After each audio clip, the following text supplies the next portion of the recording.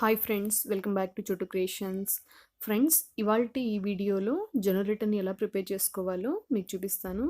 So ఈ జొన్న రొట్టెలు మనకి గంటల తర్వాత కూడా ఎంతో టేస్టీగా ఎంతో మెత్తగా ఉంటాయి. సో దాని ప్రిపరేషన్ ప్రాసెస్ ఎలాగో ఇప్పుడు చూసేసేయండి. ముందుగా స్టవ్ ఆన్ చేసి స్టవ్ మీద ఒక గిన్నె పెట్టుకొని అందులోకి 1 కప్పు వాటర్ అలాగే 1/2 టేబుల్ స్పూన్ సాల్ట్ని కూడా వేసుకుని బాగా మరగబెడుతున్నాను. ఇలాగ మరుగుతున్న వాటర్లోకి 1 కప్పు జొన్న పిండిని కూడా వేసుకుని ఒక 5 నిమిషాల పాటు ఇలాగా మీడియం ఫ్లేమ్లో బాగా మరిగించుకోవాలి. ఇలా మరిగించుకోవడం వల్ల మనకి జొన్న రొట్టె కాల్చుకోవడానికి ఈజీగా వస్తుంది. ఇలాగా మరిగే నీటిలో వేసుకుని ఇలాగా కాసేపు మరిగించుకోవడం వల్ల చపాతీలు ఏ విధంగా అయితే సాగుతూ కాల్చుకోవడానికి ఎంత ఈజీగా ఉంటుందో అదేవిధంగా మనకి జొన్న రొట్టెలు కూడా ఈజీగా చీలిపోకోకుండా బాగా వస్తాయి.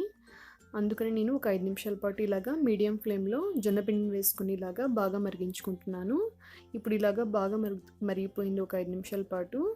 ఇప్పుడు దీనిని నేను గరిటెతోటి జాగ్రత్తగా మొత్తం అంతా కూడా బాగా కలుపుకుంటున్నాను. చూడండి, ఇప్పుడు ఇలాగా జాగ్రత్తగా పట్టుకొని మొత్తం అంతా వాటర్ అంతా కలిసేలాగా ఇలాగా గరిటెతోటి బాగా కలుపుకోవాలి. ఎక్కడ ఉండలు అనేటివి లేకపోకుండా గరిటెతోటి ఇలాగా మొత్తం అంతటిని కూడా నేను ఇప్పుడు బాగా కలిపేసుకుంటున్నాను.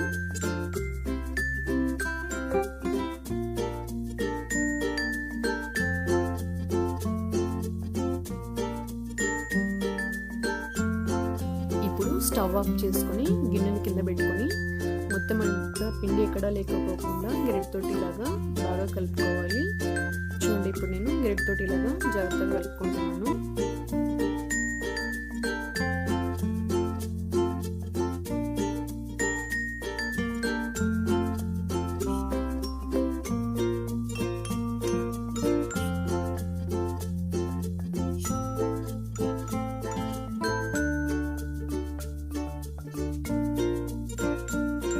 ఇప్పుడు జొన్న రొట్టె ప్రిపేర్ చేసుకోవడానికి మనకి పిండి రెడీ అయిపోయింది. ఇప్పుడు దీన్ని నేను కొద్దిగా తీసుకుంటూ ఇలాగా అవసరమైతే కొన్ని చేతికి వాటర్ రాసుకొని ఇలాగా బాగా కలుపుకోవాలి. చూడండి, ఇప్పుడు నేను చిన్నపాటి ఉండల్లాగా ఇలాగా కొంచెం తీసుకుంటున్నాను. అలాగే చేతికి కొన్ని వాటర్ని వేసుకొని ఇలాగా ఇది బాగా మొత్తం అంతా కూడా బాగా ఇలాగా కలుపుకోవాలి. ఇలా కలుపుకోవడం వల్ల మనకి చపాతీలాగా చాలా బాగా వస్తాయి మెత్తగా. ఒకవేళ మనం సరిగ్గా కలుపుకోపోయినట్టయితే ఇవి చేసేటప్పుడు మధ్యలో విరిగిపోతాయి. సో అందుకోసమని నేను ఇలాగా బాగా కలుపుకుంటున్నాను. తర్వాత మనం పిండిని తీసుకున్నాక పిండి మీద ప్లేట్ పెట్టుకోవాలి.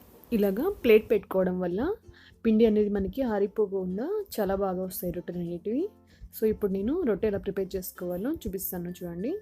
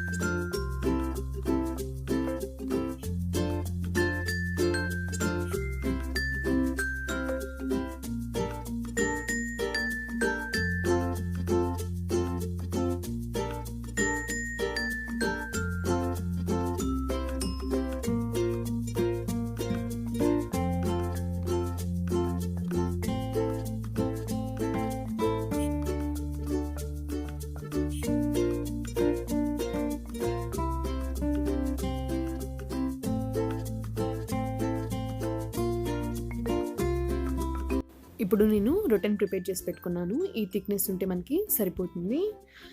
చూడండి, ఇప్పుడు దీన్ని నేను కాల్చుకోవడానికి ముందుగా స్టవ్ ఆన్ చేసేసి స్టవ్ మీద పెనం పెట్టుకుంటున్నాను. అలాగే 1 కప్లో వాటర్ తీసుకొని ఒక కాటన్ క్లాత్ని తీసుకుంటున్నాను. ఇలాగా డిప్ చేసి పెట్టుకోవాలి. ఈ క్లాత్ని మనం రొట్టె కాల్చుకునేటప్పుడు యూస్ చేస్తాము. సో నేను దీన్ని పక్కన పెట్టేసుకుంటున్నాను. ఇప్పుడు పెనం కూడా హీట్ ఎక్కిపోయింది.